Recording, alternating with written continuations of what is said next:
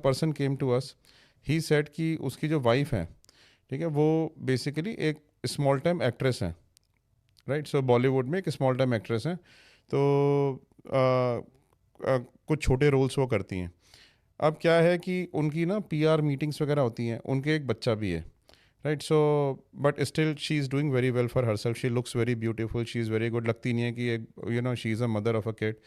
तो कहते हैं कि वो क्या है कि उनकी पीआर मीटिंग्स होती हैं, शी डजंट अर्न मच, उनकी अर्निंग इतनी ज़्यादा नहीं है, लेकिन मैं देखता हूँ कि जब भी वो जाती हैं वो बिज़नेस क्लास ट्रैवल करती हैं। अभी रोलेक्स की उन्होंने वॉच खरीदी है, शनेल का बैग लेकर आई हैं, ठीक है। अब्रॉड में मीटिंग्स होती हैं, इंडिया मीटिंग्स में सारे बड़े बड़े 5 स्टार से मीटिंग्स होती हैं, ठीक है। और एक्सपेंसिव मोबाइल्स यूज़ करती हैं, एक्सपेंसिव हर चीज़ एक्सपेंसिव, घर पे गिफ्ट लेके आती हैं, पैसा इतना फ्लो करता है। कहते हैं लेकिन जो मुझे पता है, जो इनको प्रोजेक्ट्स हैं, प्रोजेक्ट से तो इनकी इतनी इनकम है नहीं, क्योंकि प्रोजेक्ट जो इनको मिल रहे हैं उसमें तो हार्डली कुछ इनकम इनकी हो रही होगी। मतलब ठीक है, एक डिसेंट लाइफस्टाइल मेंटेन करने के लिए is quite good enough, but इतनी इनकम लग्जरी की, लाइफस्टाइल। इतना लग्जरी लाइफस्टाइल की आप जो है हर टाइम ब्रांड्स में जी रहे हो, ठीक है, is not something that she is earning. तो आप एक बार ये पता करके बताओ कि इसकी जो है ये जब ये मतलब लाइक मैं अपने बच्चे को घर में देखता हूँ when she is not around, ठीक है, तो वो जो है ये जो है लीगल चैनल से इनकम आ रही है, किसी इलीगल चैनल से इनकम तो नहीं आ रही है। तो फिर हमने क्या किया कि हमने उसको एक्ट्रेस को फॉलो करना शुरू किया, उसकी एक्टिविटीज़ को वॉच किया। उसके अब्रॉड के ट्रिप्स बड़े सारे होते थे, कभी दुबई जा रही है बड़ी फ्रीक्वेंटली, कभी यूके जा रही है बड़ी फ्रीक्वेंटली, ठीक है। सो कभी अफ्रीकन कंट्रीज़ में जा रही है, ठीक है। तो कई सारी अफ्रीकन कंट्रीज़ में जाती थी, कीनिया बड़ा फ्रीक्वेंट जाती थी, ठीक है। सो वो ये वॉन्डर करता था कि क्या असाइनमेंट्स हैं, किन असाइनमेंट्स पर जाती है। जब हमने उसके बारे में इन्वेस्टिगेशन करी तो हमें पता चला कि ऐसे तो कोई असाइनमेंट्स इसके हैं नहीं, ना इसके पास कोई ऐसा काम आया हुआ कि जिस वजह से उसको कीनिया इतना ज़्यादा जाना पड़े, ठीक है। हमने ये चेक किया कि उसके जो दूसरे प्रोजेक्ट्स चल रहे हैं उनकी वजह से उसको दुबई या यूके जाने वाले अभी फ़िलहाल के लिए कोई प्रोजेक्ट नहीं चल रहे। ऑल्दो इसकी लाइफ में आते हैं ऐसे projects, it's not uncommon, but अभी ऐसा कोई प्रोजेक्ट नहीं चल रहा जिसकी वजह से दुबई इतना ज़्यादा फ्रीक्वेंटली जाना पड़े। और आबू धाबी बड़ा फ्रीक्वेंटली जाती थी, दुबई से आबू धाबी निकल जाती थी, तो आबू धाबी में इतना फ्रीक्वेंटली क्यों जाती है। तो he was quite suspicious of all these things.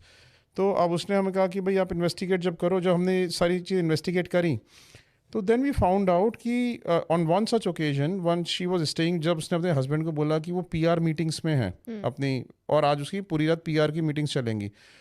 Husband ने हमें बता दिया आज ये इस होटल में रुकने वाली है मुंबई के, हमने अपनी टीम को उसी होटल में रुकवा दिया, राइट। सो अब हमें पता था कि हमें सिर्फ ये देखना है, उसको ये भी पता था कि किस रूम में रुकने वाली है, तो we got to know the room number also. कई बार क्या होता है, रूम नंबर कैसे पता करते हैं कि the person is checking in, हमारे एजेंट्स उसके बराबर में जाके खड़े हो जाते हैं और ये देखने के लिए कि उसको रूम कौन सा एलोकेट हो रहा है, ठीक है। और फिर वहाँ से जब उसको पता चला था रूम कौन सा एलोकेट हो रहा है होटल में, तो उसी फ्लोर पे हमारे दूसरी टीम जाके रूम ले लेती है, ठीक है, और फिर उसके रूम के ऊपर वॉच रखती है, ठीक है। सो ऐसे केस में हमें ऑल्दो इसमें हस्बैंड को पता भी था, लेकिन हमारी टीम ने ही पता कर लिया, तो टैली हो गया कि हाँ वो सेम रूम नंबर में ही रुकने वाली है।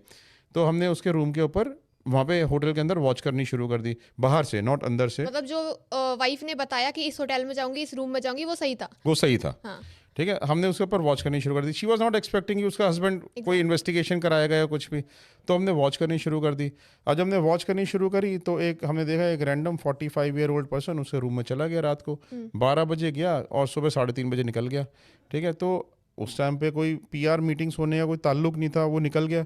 सो हमने उसके अंदर जाते हुए बाहर निकलते वीडियोस बना लिए, ठीक है। सो अब ये सस्पिशियस फैक्टर था कि भाई क्यों आदमी आया 12 बजे रात को घुसा रूम में, 3:30 बजे निकल गया, ऐसी कैसी मीटिंग ऐसे कैसी मीटिंग है, राइट। सो अब हमने जो है वहीं से होटल के रूम से उसको नीचे लॉबी तक फॉलो कर लिया।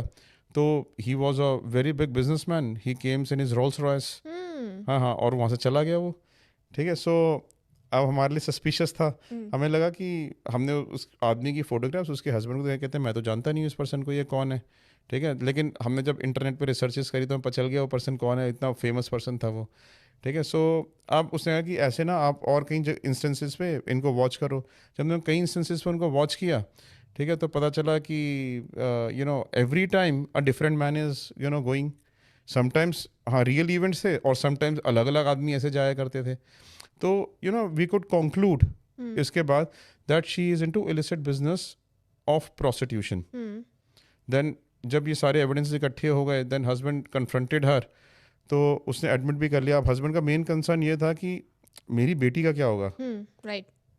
So now but anyways you know ultimately जब उसने कन्फ्रंट किया तो ही टोल्ड मी कि उसका रिएक्शन जो था ना बड़ा वो था, कहते हैं कि अगर तुम कमा नहीं सकते तो डू यू थिंक कि तुम्हारी वाइफ और तुम्हारे बच्चे को लग्जूरियस लाइफस्टाइल जीने का हक नहीं है, और वो भी अपने आप से जी रहे हैं। और like this is how she confronted her husband. Shocking. समझ नहीं आ रहा है कि हाँ, she was not even guilty about it. हाँ। सो लाइक उसके बाद अब दे आर सेपरेटेड और what, like they have yet not separated, मतलब दोनों में कॉम्प्रोमाइज हो गया है जो भी, but they didn't separate. Because of the child? Maybe because of the child, or maybe because the husband was not that well settled as his wife is. Okay.